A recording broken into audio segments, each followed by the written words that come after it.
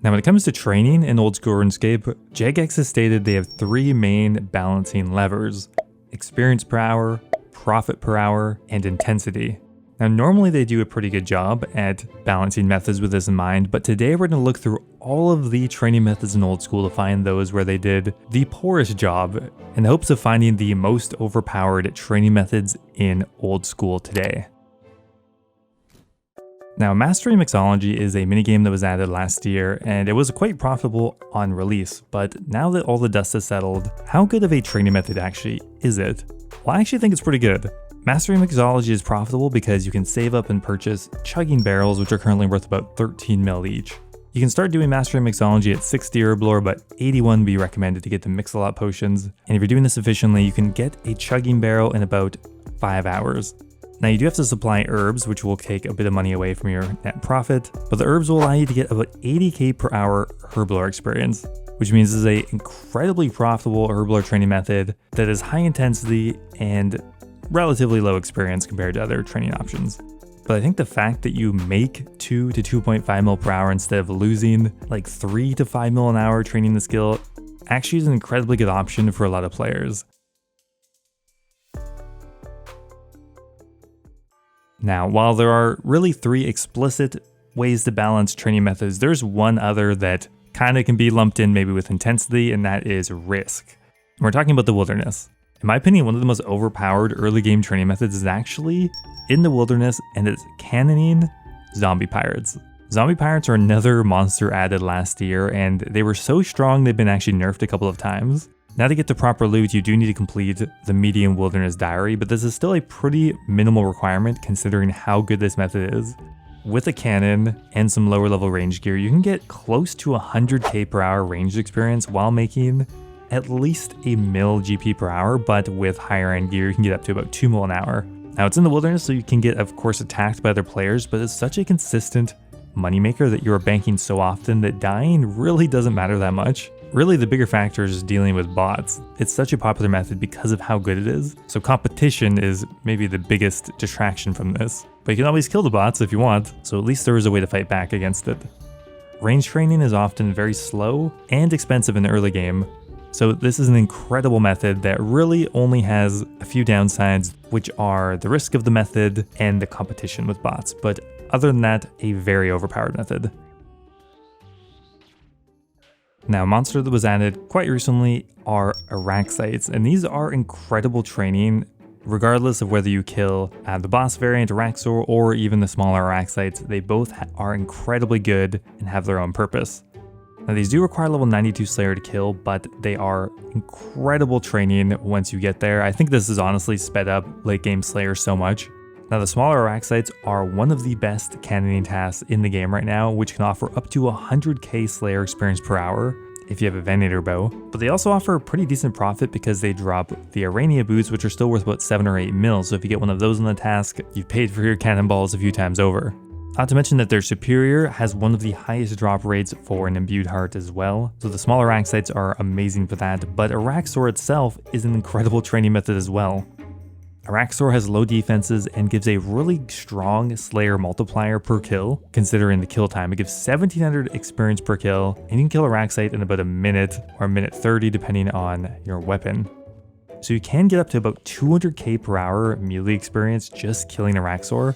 Not to mention, you're making 5 mil plus an hour, thanks to the Amulet of Rancor drop and the Noxious Halberd. It's better experience than the Chemical Hydra, the tasks are way easier to get, the money's better. The Slayer level's lower, honestly, the fight is easier. I would highly recommend Araxor once you get the Slayer level. It's really the best Slayer boss currently. Now when it comes to agility, historically I would have always recommended the Hallowed Sepulchre because of its profitability and its experience, but nowadays, with the Ring of Endurance in the dirt, I think the Wilderness Agility course is one of, if not the best, agility training methods in the game, and it's available at a very low level. You can start doing this at level 52 agility, and you can earn up to 2.5 to 3 mil per hour in profit at this course. There's one caveat though, it is of course in the wilderness. But if you join a agility mass, like for example in the agility FC, you can greatly mitigate your chance of dying. It's like the school of fish strategy. You're just a big school of fish. Sure, someone is going to get eaten by the shark, but it probably won't be you. The reality is that it is such a profitable method that even if you do die, you'll still make so much money in the long run that it's kind of a higher risk not to do such a profitable way to train your agility.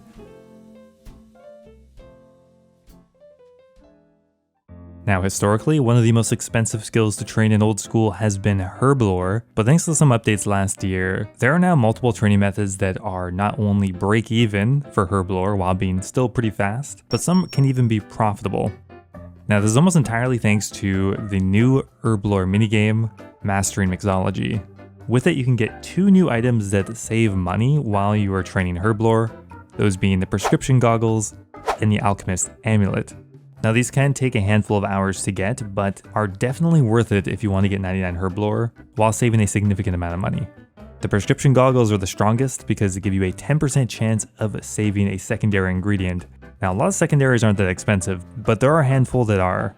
Notably, Aldarium as a secondary is a 60k secondary, or Crushed Superior Dragon Bones are a 24k secondary, or even making super combat potions with Torsals, that's an expensive secondary as well. The Alchemist Amulet is a upgraded Amulet of Chemistry and will give you a 15% chance of getting a 4-dose potion versus a 3-dose, which is again incredibly effective on expensive potions. Now, these 2 things combined will at the very minimum allow you to break even on super combat potions at level 90, super anti-fire potions at level 92, and extended super anti-fire potions at 98. But you will often make money with this as well. But this also works on some of the lower level potions that were added recently, those being the Goading Potion and the Prayer Regeneration Potion. Thanks to how expensive Aldarium is, you can sometimes turn a profit making these potions, and they're quite good experience for the level as well. Now, compared to some of the conventional Herblore training methods, you will be saving tens of millions, if not 50 million plus GP, just by using these new items added last year. Now, one of the best new Slayer training methods that have been added actually is Tormented Demons. Not only are they insane money per hour, but the experience rate in both Slayer and your combat stats is actually crazy, considering you can do these at a pretty low Slayer level. Tormented Demons actually have no Slayer level requirement, but to finish the prerequisite quest, Wild Gothic Sleeps, you need 56 for Path of Gluffrey. Besides that though, you can start killing them pretty much right at level 56 Slayer, and if you have the proper gear and combat level, you can get up to 60k or more Slayer experience per hour, which is crazy good considering you're making 5, 6, 7 mil per hour GP and getting 150k plus combat experience per hour. These things are like bossing on crack. They're just so good, I can't say it enough. Now, to kill these effectively, you're going to want the upgraded Demon Bane weapons, but even with just an Arclight and another switch, you can still get a reasonable amount of kills per hour, and they'll still be a very competitive training method. One thing I really like about Tormented Demons is that to get the best in slot gear, you don't need a mega rare. All you need is an Emberlight and a Scorching Bow or a Purging Staff. And yes, these are still expensive weapons, but they're not billions. And getting a task gear is pretty easy, and they last for a long time. You can get well over 200k experience for a single Tormented Demon task, so if you start these at a low Slayer level, you will blast through levels really quickly. Now, when it comes to prayer training, pretty much every method is incredibly expensive, and really the only viable way to make this less expensive is to go to the Wilderness Chaos Altar. Now, people get scared of going here because it is a PK hotspot, and that is true, but sacrificing bones here is literally at half the cost, that unless you die every single trip, you will be coming out ahead. Yes, experience rate is a bit less than sacrificing them at a gilded altar, but for example, going all the way to 99 prayer with Dragon Bones would cost you about 150 mil at an altar in a POH, but if you go to the Chaos Altar, it's only 75 mil. With a couple deaths here and there, maybe, 80 mil, 85 mil, whatever. It's still 100% worth it. And even though this has been in the game for a while, I still think this is one of the most overpowered training methods compared to the competition. Now, when it comes to farming training, pretty much everything does cost money, but there are 2 trees that kind of subvert this rule, and that is the Calquat tree at 72 and the Celastris tree at 85. Now, the Calquat is just so dirt cheap from Zulrah that the GP to XP is pretty negligible, and the Celastris tree, you're actually going to profit on average about 14k due to the value of battle staves. I think the Celestials especially is one that's often overlooked because you need access to the tier 3 of the farming guild, but as soon as you have access to it, is a great way to train farming while not only not losing money, but actually making something on the side. It gives 14k per harvest, which is actually similar to a mahogany tree, which is insanely good. Now, one of the best new combat training methods has to be Sulfur Naguas.